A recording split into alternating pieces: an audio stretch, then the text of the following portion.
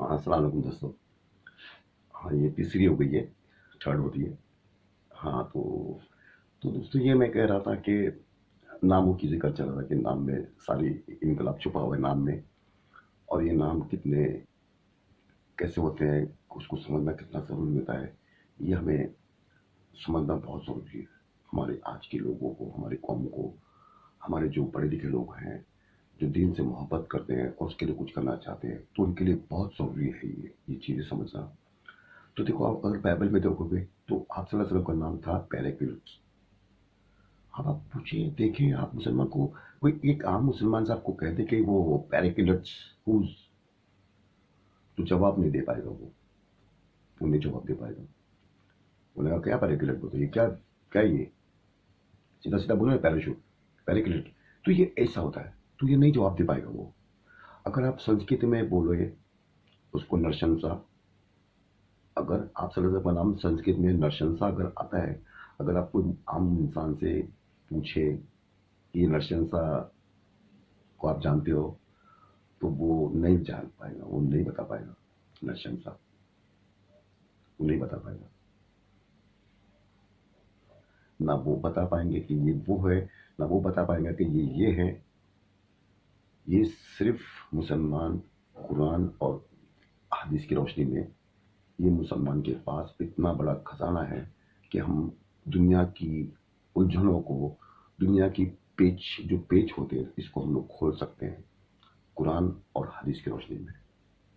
इसीलिए हजरत अली रज़ी अल्लाह ताला ने फरमाया कि मेरी ऊँट का अगर रस्सी भी गुम थी, अगर खो जाती है, तो मैं उसको कुरान से ढूंढूंगा। रस्सी, रस्सी रस्सी बोला मैं भाई, रस्सी अगर घूमती है तो, अगर बेगुम हो जाती है, तो मैं उसको कुरान में तलाश करूंगा और मैं देखूंगा। आपने भी इसको बताया, लेकिन मैं इस तरह से उसको कैसे वो उसको ढूंढोगे, तो मैं इस तरह से उसको ढूंढूंगा। तो ये इल्म होता है। और ये इल्म, देखिए, ये समझने वाली बात है कि अगर उनमें अगर अल्लाह ताला का तसव्वुर खो चुका है, अगर उसमें अल्लाह ताला का तसव्वुर कोई मज़हबों में खो चुका है, तो ये हमारा काम है कि हम उसको पहले वो अल्लाह के तसव्वुर पे लाए, तौहीद पे उसको कायल करें, तौहीद पर उसको कायल करें कि भाई, तो हमारे इस्लाम को छोड़ दे, हमारे मज़हब की बात मत कर, हम ये मत कर, तू ये तो मान कि तेरी किताब में एक अल्लाह है, उसका तसव्वुर है, तेरा एक अल्लाह है। कि कोई ऋषि मुनि जो थे पहले के वैद काल के, वो सिर्फ एक अल्लाह की इबादत करते थे, वो सिर्फ एक अल्लाह की इबादत करते थे। फिर बाद में ऐसा हुआ कि वैद काल के कम से कम 2000 2500 साल के बाद, 3000 साल के बाद ऐसा हुआ कि वो तसव्वुर खत्म हुआ, वो तसव्वुर खत्म हो गया, वो तसव्वुर खत्म हो गया। अब मैं स्वामी विवेकानंद की एक किताब पढ़ा था, ज्ञान योग।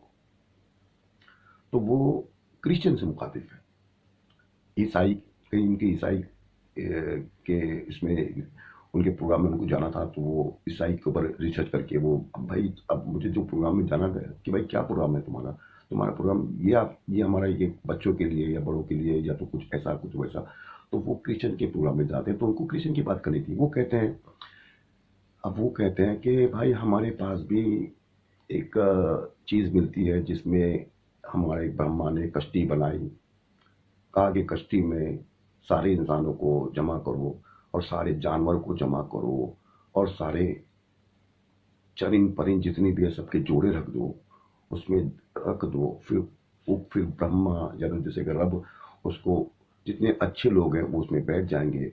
फिर वो कश्ती, जब वो फिर सैलाब आएगा, वो सैलाब के बाद वो कश्ती वो बच जाएगी, ब्रह्मा उसे बचा लेगा। तो वो कहते हैं कि मैं तो ताजुब करता हूँ कि ये तो चीज़ हम में भी है, ये तो चीज़ हमारे भी इसमें भी है। तो बिल्कुल है। वो किसमें है? वो मस्त पुराण, मस्त अवतार कहते हैं उनको, कहते हैं मस्त। मस्त मतलब होता है मछली का अवतार। देखो, एक फिलॉसफी होती है। अब वो उस चीज़ को नहीं समझ पाए, तो वो, अब वो हजारों साल से वो चीज़ों को उन्होंने, वो एक चीज़ और थी पर उन्होंने, वाक्य सेम है। एक कश्ती बनाई, उसमें हर इंसान का जो, हर इंसान, फिर हर चरिंद परिंद का जोड़ा रखने के लिए कहा गया और कहा बैठो। फिर वो ऊपर उठी, तूफान आ गया और वो इतने 40 दिनों तक, वो इतने तक वो चली कश्ती। ये तो बोलते हैं मेरे, हमारे भी में भी मिलता है ये। जब मैं पढ़ा तो मुझे इतना बड़ा वो लगा, शौक लगा मुझे कि अल्लाह, ये मंथन की जो बात है, जो रिसर्च की बात है, ये बिल्कुल ये कुरान की रोशनी में रिसर्च हो सकती है और कहीं रिसर्च हो नहीं सकती। लेकिन उन्होंने बाइबल का हवाला दिया। अगर वो कुरान को पढ़ते या पढ़े होते तो फिर वो कहते हैं कि मैंने कुरान में भी और बाइबल में भी यही पाया है, क्योंकि दोनों जगह यही किस्सा मिलता है हमको। ये चीज़ है कि कश्ती थी, नूह अलैहिस्सलाम थी, कश्ती आपकी चली, जोधी पहाड़ पे जाकर रुकी, 40 दिन चढ़ी, हर चढ़ी पर उसका एक जोड़ा रखा गया, उसका एक जोड़ा उसमें रखा गया। तो वो किस्सा तो उनके पास भी है, इब्राहिम अलैहिस्सलाम का भी किस्सा है उसमें। लेकिन उसको आप पढ़ोगे ना तो आपकी समझ में वो चीज़ नहीं आएगी। लेकिन जब मैं देखता हूँ, मैं अपने वो एंगल से मैं देखता हूँ, पुरानी एंगल से मैं देखता हूँ, तो वो बिल्कुल इब्राहिम अलैहिस्सलाम का किस्सा है। इस्माइल अलैहिस्सलाम को पहाड़ पे ले जा रहे हैं वो ज़बह करने के लिए, जब शैतान फिर वो रुकता है, फिर वो आगे बढ़ते हैं, फिर शैतान रुकता है, वो आगे बढ़ रहे हैं। लेकिन ना उन्होंने कुरान को देखा, ना पढ़ा, ना समझा, तो वो सिमिलरिटीज कहाँ से आएंगी? कि मैं आपको कह रहा हूँ, ये पेज जो था, जो ये चीज, तो ये चीजें कब होगी? ये जब होगी तब जाके ये चीजें खुलेंगी। मैं जब आपको पहली जो बात बता चुका हूँ, इनकलाब जो होता है ना, इनकलाब, वो इनकलाब बर्पा जब होगा, इसका आपको इंतजार करना पड़ेगा। आपको, आपके बच्चों को। अब उसमें अल्लाह का कोई नेक बंदा जो आता है वो उसको करे, वो भी अल्लाह पता नहीं किससे वो काम लेता है, किससे काम लेगा, वो अल्लाह की मर्जी है, वो अल्लाह भी छोड़ दो। वो अल्लाह ताला से ऐसे इंसानों को पैदा करता है, तो वो अल्लाह की मर्जी है। तो वो नामों में छुपा है। अभी वो उन्होंने कहा कि भाई ये इसमें तो मिलता है किस्सा नूह अलैहिस्सलाम का। मेरे पास किताब है, ज्ञान योग, स्वामी विवेकानंद की, वो कह रहे हैं। अब क्रिश्चियन में भी वही, कुरान में भी वही, और उनकी किताब में मस्त पुराण जिसको कहते हैं, उसमें वही किस्सा, कश्ती वाला। तो क्या करें? हाथ पे हाथ रख के बैठे रहे हम लोग कि भाई तुम्हारे में भी है, तुम जो भी करो चलेगा, तुम एक बोलो चलेगा, खुदा 10 खुदा बोलो, हजारों बोलो, करोड़ों बोलो चलेगा। तौहीद की बात कौन करेगा? तौहीद की बात कौन करेगा? उनको कौन समझाएगा कि अल्लाह ताला हर गुनाह माफ करता है? अगर तुमने जिना किया अपनी माँ से भी, तो माफ करने वाला है, वो बड़ा रहमान है वो। लेकिन मैं शिर्क को माफ नहीं करूंगा। अल्लाह ताला शिर्क को कभी माफ नहीं करेगा। मुशरिक को, जो शिर्क करते हैं अल्लाह के अलावा कोई अपना। तो वो कहते हैं कि ऐसा है ना भाई, कि जैसे कि प्राइम मिनिस्टर है, तो हम तो डायरेक्ट प्राइम मिनिस्टर के पास जा नहीं सकते। तो इसीलिए हम लोग पहले वो सीएम से बात करते हैं, वो उसके फिर सेक्रेटरी से बात करते हैं, फिर उससे बात करते हैं, फिर उससे बात करते हैं, फिर पीएम से बात करते हैं। अब वो अल्लाह धर्म की बात को वो इस सियासत से जोड़ के देखते हैं कि वो फिलासफी होती है, एक फिलासफी ना इंसानों को, कि हाँ ये तो बात तो सही है, पीएम से तो अभी हम लोग डायरेक्ट मिल नहीं सकते। वो तो यहाँ से वहाँ से, वहाँ से वहाँ से, सेक्रेटरी पेक्रेटरी पीएम वो जाके फिर वो कहीं नंबर लगेगा, फिर वो टाइम देंगे। तो हाँ, तो खुदा का भी ऐसे ही मामला है। अरे बेवकूफ़ हो, ऐसा होता है ये फिलोसफी। मैं आपको कम से कम 5 हवाले से, 10 हवाले से मेरे पास, कि बड़े बड़े उनके आलिम में कोई एक पाल साहब है जो हरियाणा में रहते हैं। वो, हमारे में एक ही खुदा है, लेकिन हम एक ही खुदा को मानते हैं।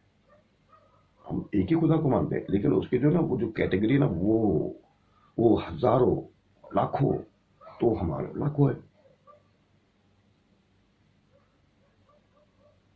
अब वो जो फरिश्ता होता है, जो बरसाने वाला होता है, तो उनसे दुआ करते हैं बरसा दे, उसका नाम लेके, जो भी नाम था, क्योंकि आदम अलैहिस्सलाम को अल्लाह ताला ने हर चीज़ के नाम बता दिए थे। आदम अलैहिस्सलाम को अल्लाह ताला ने हर चीज़ के नाम बता दिए थे, कि ये गाय है, ये बैल है, ये बकरा है, ये आसमान है, ये तारे, ये सितारे, ये दरख्त, ये पेड़, ये पौधे, ये शेर, ये हाथी, ये घोड़ा, ये घोड़ा, ये सब आपको, क्योंकि फिर तो लिखा नहीं जाता ये जानवर है, ये शेर, ये टाइगर है। बच्चों को एबीसीडी के बाद मतलब lion, tiger, dog, doggy, cat, um, this is the cat, ये तो नहीं समझाया जाता। तो वो आदम अलैहिस्सलाम से सीखा गया। अल्लाह ताला ने आदम अलैहिस्सलाम को हर चीज़ के नाम बता दिए, कुरान शरीफ में लिखा गया है, हर चीज़ के नाम बता दिए। तो आदम के जो बच्चे थे, वो उनसे पूछते थे, अब्बा ये क्या है? ये सितारे। तो ये कौन है? ये बरसाता है। अब ये भी हो सकता है, देखो ये इसमें क्या हो सकता है, ये संस्कृति पुरानी, क्योंकि आदम अलैहिस्सलाम हिंदुस्तान में उतरे हैं। आदम अलैहिस्सलाम हिंदुस्तान में उतरे, श्रीलंका में, इनके पैर के निशान आज भी मौजूद है। एडम ब्रिज कहा जाता है, वो भी बात मौजूद है। आप सर्च कर लो गूगल पे, जो राम सेतु है उसके आगे एडम ब्रिज है, आप देख ले, सर्च कर ले, वो एडम ब्रिज भी है। एडम ब्रिज हवाला है। हमारे पास बड़े बड़े मोहक्किन ने उसको बताया, साबित किया कि आदम इस्लाम हिंदुस्तान में, और हिंदुस्तान में जब आदम इस्लाम होते हैं तो सबसे पहला नूर आप सल्लम का जो पहला जो झलक थी नूर की, वो जो जगमगाया, वो तो हिंदुस्तान था। आदम इस्लाम हिंदुस्तान में उतरते हैं, बिल्कुल ठीक।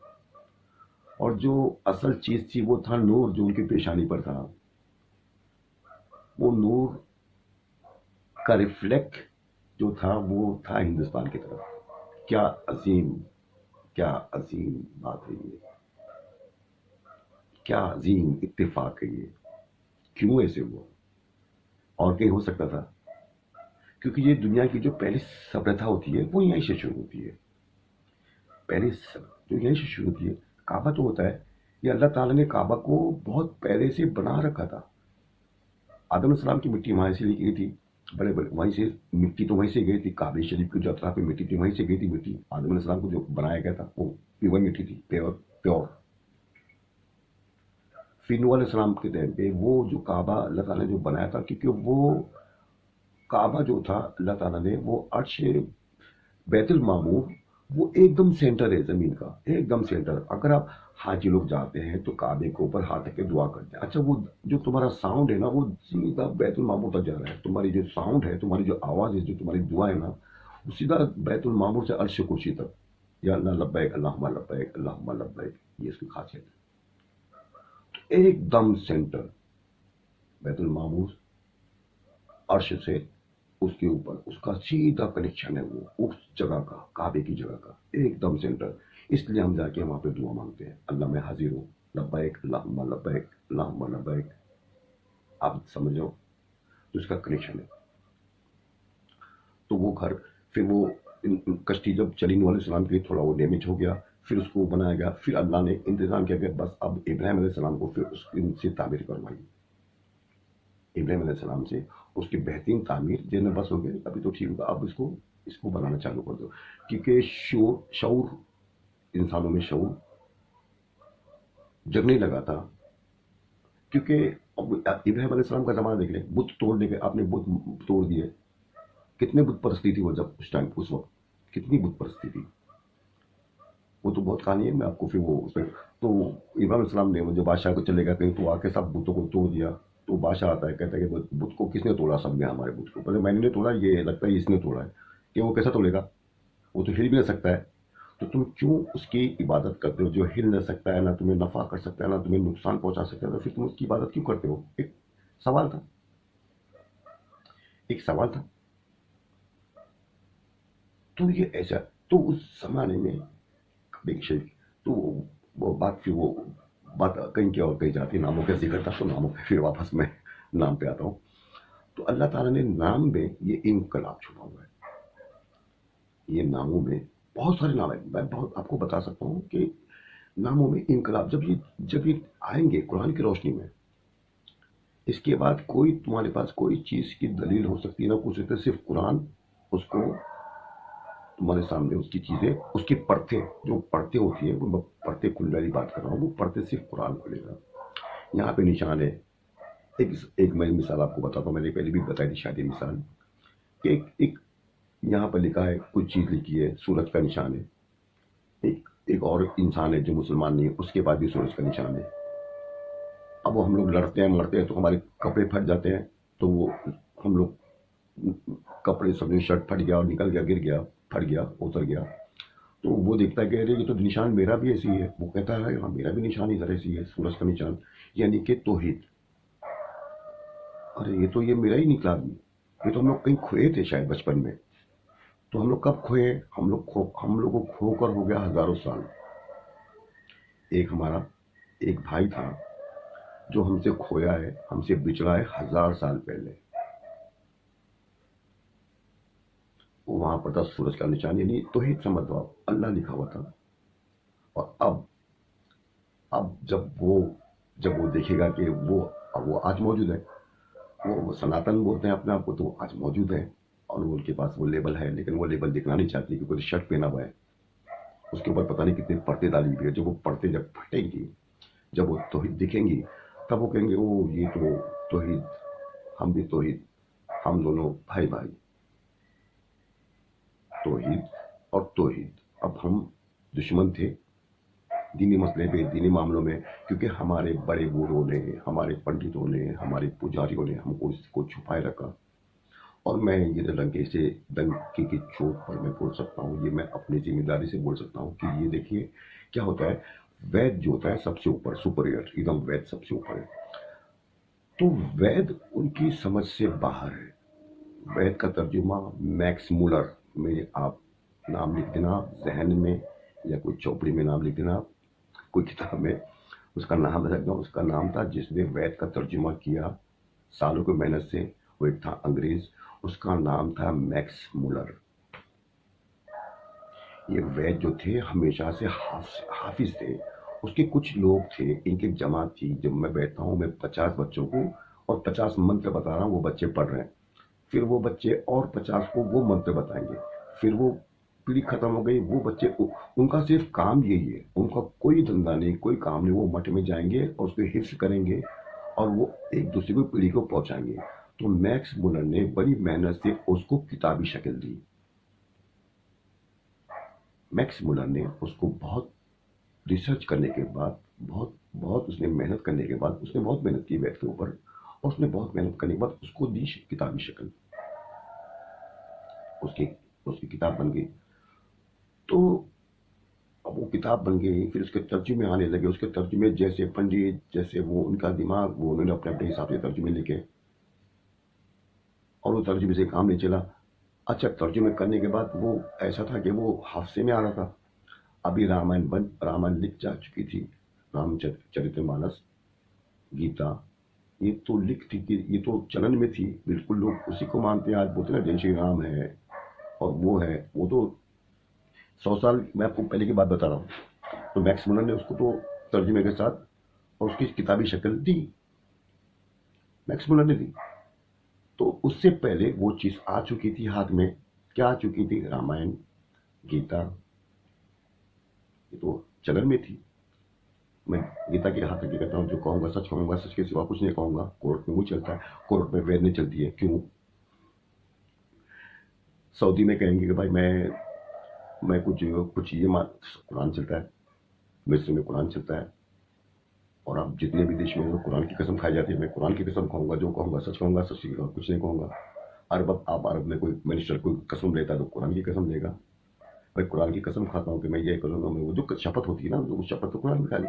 तो यहाँ पे वैद जो सुपरियर है, हम सनातनी, हम लोग बहुत पुराने, हमारी परंपरा बड़ी पुरानी, वैद की कसम क्यों नहीं ली जाती है? फिर मसला ही आता है। गीता की कसम क्यों, रामायण की कसम क्यों नहीं? फिर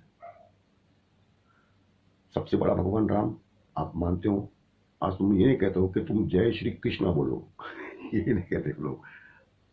और कसम, आप जय कृष्णा नहीं, आप लोग, मतलब होता ना भाई कि वो क्यों नहीं कहते हो जय कृष्णा, जय श्री कृष्णा, आप लोग क्यों कहते हैं जय श्री राम बोलो? तो उसकी कसम क्यों नहीं खिला दी जिसकी कसम अदालत खिला रहा है? आप उसको, ये समझ में वाली बात है, ये ऐसा क्यों हो रहा है? और फिर वेद क्यों पीछे? इसलिए कि वैद इनकी समझ में नहीं आ रहा है। आज भी वैद समझने में उनके नहीं आ रहा है। ये सिर्फ वेद जो है, इसके राज सिर्फ मुसलमान जानेंगे, और मुसलमान उनके सामने राज खोलेंगे, और ये राज खोल रहे हैं। लेकिन वो लोग पीछे हट, जैसा कि आप सल्लल्लाहु अलैहि जमाने, भाई आपका मजहब एक, आपका मजहब सच्चा, उस जमाने के बादशाह, उस जमाने के पादरी, उस जमाने के वो क्या कहते थे? आपका मजहब सच्चा, आपका कुरान सच्चा, आपका हर चीज सच्ची, आप सच्चे, बिल्कुल आप सच्चे अल्लाह के। लेकिन मैं इस्लाम कबूल नहीं करूंगा, क्योंकि मेरी मेरी ख्वाहिशात है, बस के मेरी ख्वाहिशात ऐसी ऐसी हो गई है कि मुझे बड़ा मज़ा आता है उसमें। लोग मेरी रिस्पेक्ट करते हैं, मुझे मान देते हैं, मुझे चंदा देते हैं, मुझे दान देते हैं। अगर मैं इस्लाम कबूल करता हूँ तो मैं इस सारी चीज़ों से, ये मेरी शान शौकत से मैं महरूम हो जाऊंगा। इसलिए ये चीज़ मुझे इस्लाम में आने की रोकती है। हुआ है, हुआ है,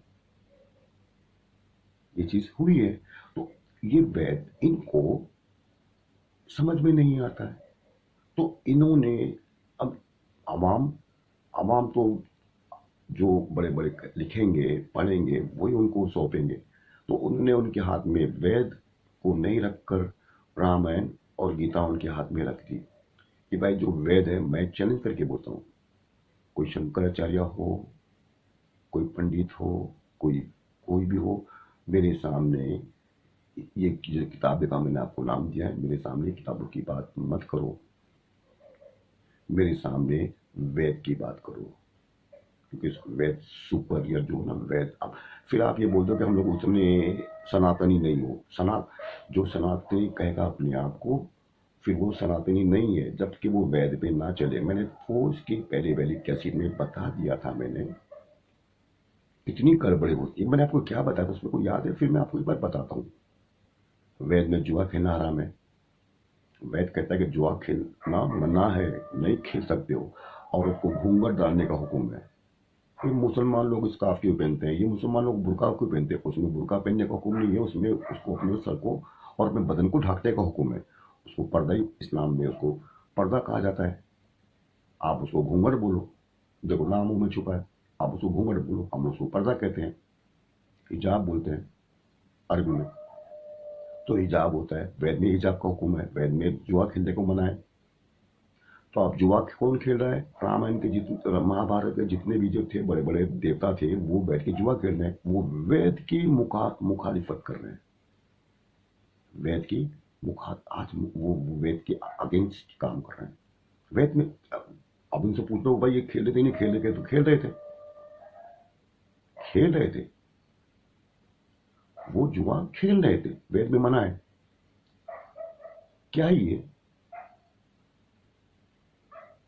अगर कोई हमारा उलमा, हमारे बड़े बड़े उलमा जो होते हैं, आप उनका कोई क्लिप निकाल के बता दो कि बहुत बड़े आलिम है और वो कहीं अंदर बैठ के वो शराब पी रहे हैं, मस्त एकदम शराब, उनको कोई डर नहीं है, कोई देख रहा है, कोई उसके वीडियो बना रहा है, कोई वो दिख रहा है कि ये थे यहाँ से बॉटल मंगाई वहां से मंगाई पी रहे हैं, तो उनका हाल देखो क्या होता है। वो इस्लाम से खारिज हो जाते हैं, खारिज। लेकिन ये लोग खारिज नहीं होते हैं। ये कहते हैं कि नहीं हम हक के लिए अगेंस्ट काम कर रहे हो वेद के, और फिर कहते हो कि हम लोग हक पे हैं। पता नहीं था वो वो मैटर भी जमीन का ही मैटर था, जमीन का ही मसला था। अभी जमीन के मसलों को आपने वो मजहब बना दिया, जमीन के मसले को आपने मजहब बना दिया कि वो, और बड़े बड़े लोग होने के बाद वो बात सुन लेंगे, कत्ल वगारत पे बात सुन लेंगे, आओ जंग लड़ो। इतने बड़े भगवान, तो वो उन्हें, मैं ये कहता हूं कि वो भगवान, अभी श्री कृष्णा भी उस समय मौजूद थे, वो बात को सुलझा सकते थे, बात को सुलझा सकते थे। नहीं सुलझाए, नहीं, जंग लड़ो, मरो कटो, जो भी है, जान जानी चाहिए लोगों की। तो वो भी नहीं हुआ। तो ये अगले चाहते, इनको वेद समझ में नहीं आ रहा है, तो इन्होंने वो रख दी सामने, और फिर कहते हैं कि हम लोग पुराने, हम लोग वो सनातनी एक जैसे चले आ रहे हजारों साल तक, कोई बदलाव नहीं। आपके वेद समझ में नहीं आते भाई, आपको वेद नहीं समझ में आते। मेरे सामने कोई वेद वाला बैठे आराम से आके मेरे से 1 2 3 3 दिन बैठे, मैं पूछूं, आप पूछो, बताओ ये क्या है, बताओ। मैं सवाल करूंगा इसे, बताओ।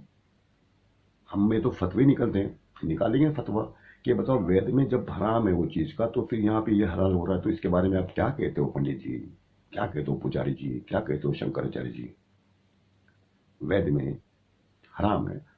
अगर हमारे कोई मौलाना, हमारे कोई अलीम, हमारे कोई अगर ऐसी हरकत करते, शराब इस्लाम में हराम है, हमारे उलमा टोपियां पहनकर, जुब्बे पहनकर, वो गौन पहनकर अगर कोई घर में, महफिल में, कहीं पे खुले आम शराब पीते पाए जाते हैं, तो उनका हाल आप देखो क्या होता है। वो तो इस्लाम से खारिज, इस्लाम से खारिज, लेबल लग जाएगा उनके ऊपर। तो मैं तो उनसे ये पूछूंगा कि भाई फिर ये क्या हो रहा है? बात तो ये क्या हो रहा है? तो उनकी समझ, तो उनका उनका जो ईमान है, उनका जो जो उनकी आखिरती जिंदगी है, वो सिर्फ मुसलमान उनको सिरात मुस्तकीम पे ला सकते हैं। बाकी किसी की में भी वो नहीं है। सिर्फ मुसलमान लोग उसको सिरात मुस्तकीम पे वापस ट्रैक पे ला सकते हैं। उनकी गलती नहीं है, उनको जो परोसा गया वो बेचारे ले रहे, उनको कहा गया तुम ये दान करो, ये दक्षिणा करो, वो आप हिंदू हो, हिंदू घर में अगर पैदा होते हो तो आप ये करते जाइए, आपका बेड़ा पार है। और वो बेचारे करते जा रहे हैं, उनकी गलती कुछ नहीं है, गलती कर रही है ये बड़े बड़े जो है ना, ये जितने बन के बैठे हैं भाई साहब लोग, ये लोगों को समझ में नहीं आता है। ये लोग ऐसी बात करते हैं, सिर्फ ये करो वो मत करो, ये है, ये तुमसे पाप होगा, ये पुण्य होगा, ये दान करो, दक्षिणा करो, ये हमारी गद्दी है। उनके आप देखो, आप उनकी पूंछिया जाकर देखो, इनके वेद समझ में नहीं आता, ना इनके ईश्वर समझ में आता है। वो जो महाभारत में जो उन्होंने लिखा है, जो वेद व्यास ने, वही उनको चला जा रहा है भाई। बस ये वेद तो आज आप देख लें, अगर कोई मस्जिद में हम लोग सिर्फ वो कुछ ऐसी चीजें कहते रहे, तारीखी चीजें, अगर कुरान का जिक्र उसमें नहीं आता है तो क्या हाल होगा, क्या हाल होगा उस इमाम का और उसका। और आप में वेद का तो जिक्र ही नहीं है। आप जहाँ जाते हो, वो कोई बड़े बड़े लोग वो करते हैं, वो पंडाल बनाते हैं, आज इसका ये इनका ये होगा, आज उनके बारे में उनकी महिमा का महामंडल होगा,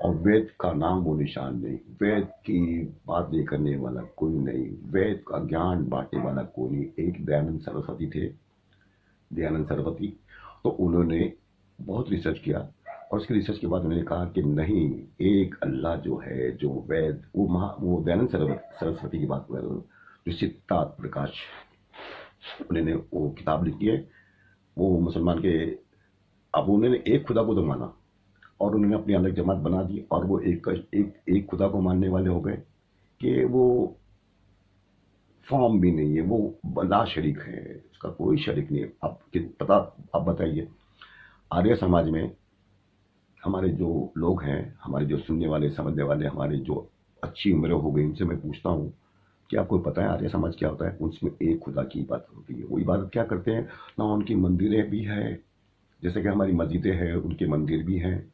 उनकी मंदिरों में एक भी किसी की मूर्ति नहीं होती है, एक भी मूर्ति नहीं है। वो मूर्ति की पूजा नहीं करते हैं, मूर्ति की पूजा वो नहीं करते हैं। लेकिन वो जो वेद काल में जो चीजें थी, जो परंपराएं थी, वो उसी को लेकर चल रहे हैं। वो उनको लगता है कि बस यही है, ये दुनिया को। आज यहूदी कहते हैं कि भाई वो हमारा तौरत और हम लोग सही है, हमारा वो दज्जाल आएगा, वो ऐसा, वो उनका वो अपना फिलॉसफी है। ईसा अलैहिस्सलाम बोले कि वो तो अभी वापस आएंगे, वो हमारे बेड़ा पार कर देंगे। और हम लोग कहते हैं कि मेहदी अलैहिस्सलाम आएंगे, और उसके साथ ईसा अलैहिस्सलाम आएंगे। हम तो सब सब हमारे पास तो आने वाले, वो भी हमारे, ईसा भी हमारे, मेहंदी भी हमारे अलैहिस्सलाम आने वाले।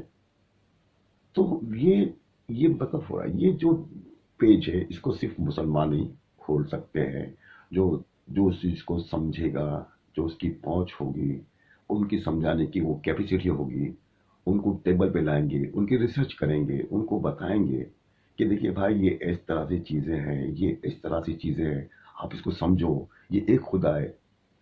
और वो खुदा, आपको लगता है कि ये एक संस्कृति है, सिर्फ हिंदुस्तान में है, तो आपकी ये भूल है, आपकी ये भूल है। आपको हिंदुस्तान के अलावा अगर आप लोग उस दरिया पार करके जाते हैं तो आपको वहाँ एक संस्कृति मिलती है। आपको लगता है कि मेरी संस्कृति सबसे पुरानी है, तो एक संस्कृति तो और भी जगह थी, वो लोग कहते हैं कि हमारी संस्कृति सबसे पुरानी है। और देख लो, आप कहते हो कि ईसा अलैहिस्सलाम से 2 या 2,500 साल पहले तक वेद, हमारे पास वेद है। हम कहते हैं कि 6,000 साल से भी ऊपर हम लोग काबे के मानने वाले, इब्राहिम अलैहिस्सलाम को मानने वाले, जो 6,000 साल से ऊपर, 6,000 साल से ऊपर इब्राहिम अलैहिस्सलाम, हम तो उनसे भी वो ऊपर है, इब्राहिम अलैहिस्सलाम।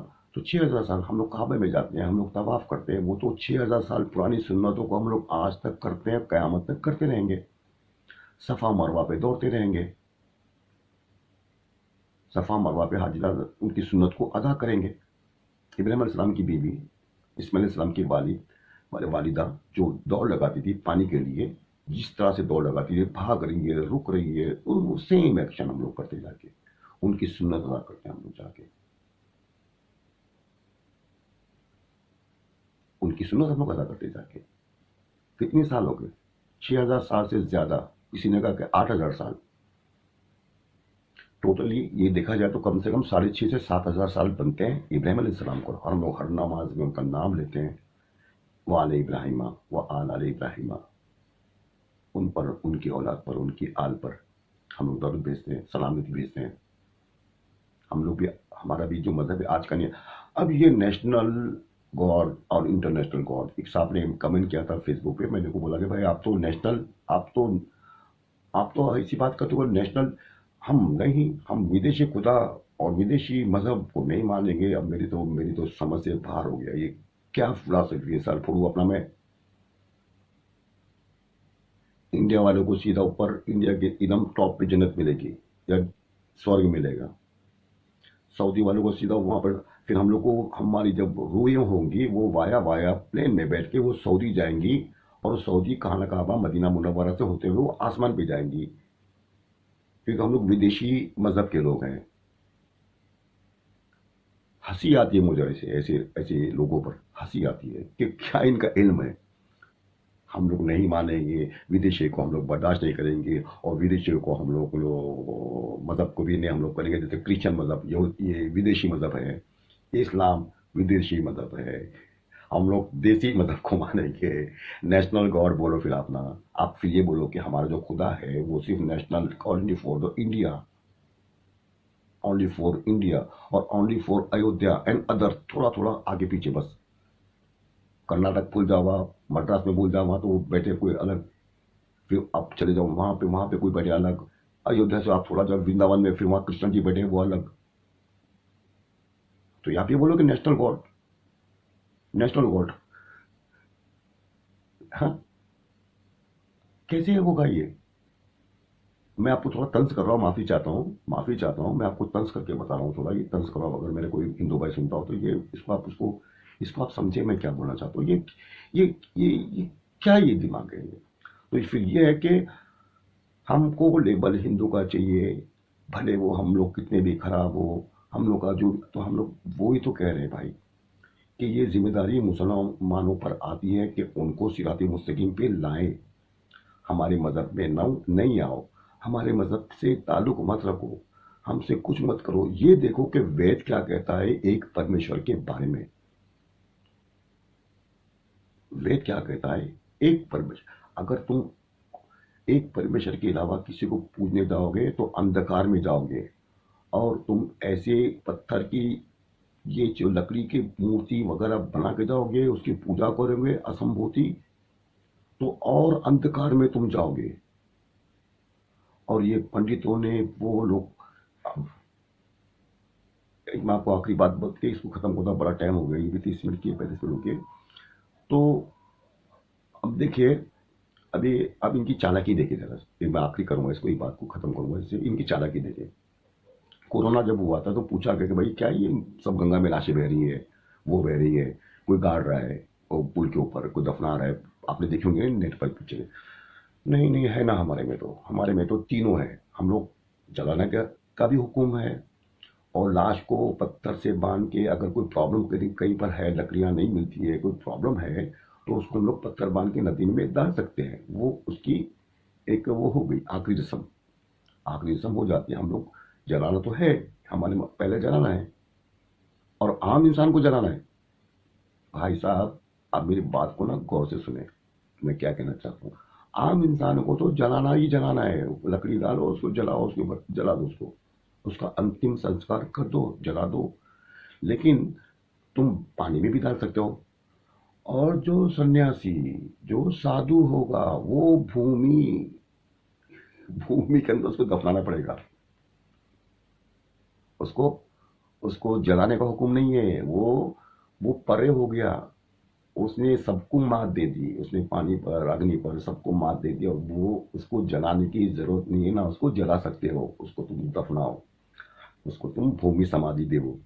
यानी कब्र में, जैसे हम लोग कब्र कहते हैं, उनको, उन कब्र में उतार के उनको दफना दो। जैसे कि जयललिता का जो दफनाया गया, जयललिता जब मर गई थी मद्रास में, तो उसको जमीन के अंदर दफनाया गया था। तो दफनाने का हुक्म है। अब किसको? बड़े बड़े सन्यासियों को, साधुओं को। ये अपने आप को दफना रहे हैं कि नहीं, हमने दुनिया में तो उल्टा पुल्टा बोल दिया और मरने के बाद तो हमारा काम हो जाएगा, ये लोग कुछ छोड़ दो ऐसी। हम अपनी जिंदगी जी लिए, अच्छे से खा पी के अच्छे से ऐश कर लिया, अब इनको छोड़ दो, अब इनको जलने दो और हम लोग चले कब्र के अंदर। कब्र ही बोला, मैं तो कब्र ही बोलूंगा ना उसको, दफना दिया। हम लोग कब्र बोलते हैं, आप जो बोलो उसको, भूमि, जो भी आपको उसका अल्फाज आपको आते हैं आप बोलो। क्या है भाई साहब ये? क्यों लोगों को? मेहरबानी करिए, आप अपनी किताबों को, वेद को अच्छी तरह पढ़े, संस्कृत को आगे बढ़ाए। संस्कृत देखिए, यहूदियों ने अपनी जो उनकी जो लैंग्वेज थी उस साल की, उस जबान को आज वो बोल रहे हैं। यहूदी लोग ने वहाँ पे, यहूदी में वो सिर्फ वही जबान बोलते जो ईसा अलैहिस्सलाम की जबान थी, उनके ज़माने की जबान थी, आज वो बोल रहे हैं। और आप लोगों की जबान को आप कोई बोलने वाला नहीं है। तो आप संस्कृत पढ़े, उसमें देखे वेद में कि उसमें एक खुदा है क्या, उसमें तौहीद है, उसमें क्या क्या है, आप देखें उसको, तो आप एक खुदा की तरफ आओगे। मैं आपको इस्लाम की दावत नहीं दे रहा हूँ, मैं आपको समझा रहा हूँ। इसको कोई दावत ना समझे, मैं आपको तौहीद बता रहा हूँ। अल्लाह, हम अल्लाह कहते हैं, आप उसको परमेश्वर कहते हैं, कोई कुछ कह रहा है, कुछ कुछ कह रहा है। ये बहुत बड़ा पेच है। ये पेच इल्म से खुलेगा और खुले दिल से, खुले दिमाग से आप उस पर गौर करो। इसमें कोई, ये मेरा मजहब पुराना है तो मैं सच्चा हूँ इसलिए पुराना हूँ, ये सब नहीं। ये सब फिलॉसफी बंद कर दिए भाई साहब, बंद करना, बंद कर दो। ये सब बंद कर दो, मेहरबानी करो। लोगों को एक खुदा की तरफ लाइए, एक खुदा। ठीक है, बहुत टाइम हो गया। अल्लाह हाफिज़। इंशाल्लाह देखेंगे दूसरी या तीसरी इसके बारे में, चलते रहेंगे। अपना ख्याल रखें और इसको अच्छी तरह से समझ के अपने दिमाग में ले। और कहीं भी बहस होती तो आप बहस करते रहिए, आपका इल्म बढ़ेगा, सामने वालों को आप दोगे, तो ये सिलसिला चलना चाहिए। और दुआ कीजिए मेरे लिए, सेहत के लिए। अल्लाह से रखे, जब तक मैं आपकी खिदमत में ये चीज़ पेश करता हूँ। अल्लाह हाफिज़, अपना ख्याल रखें। खुदा हाफिज़।